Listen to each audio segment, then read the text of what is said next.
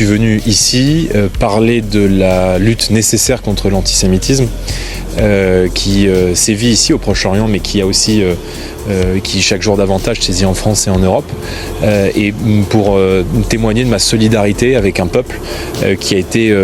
victime dans sa chair d'une barbarie parmi les plus violentes, les plus douloureuses. Et quand on entend et quand on écoute ici les témoignages, en l'occurrence d'une citoyenne israélienne, franco-israélienne, qui a grandi aussi une partie de sa vie en France, et dont l'époux a été assassiné, le fils a été assassiné, on se rend compte que nous faisons face à des gens qui sont des barbares. Et voilà, et ce sont les mêmes qui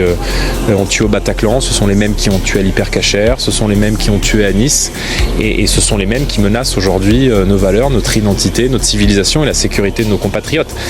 Après, vous savez que dans le long terme, nous avons toujours épousé la position de la France, qui est celle, à terme dans ce conflit, d'épouser une solution à deux États. Mais cette solution, elle est aujourd'hui rendue totalement impossible par l'existence même du Hamas. Et reconnaître une légitimité à un État palestinien au moment où on se parle, ça serait donner de la légitimité non seulement à une organisation terroriste, mais de facto, demain, à un État terroriste.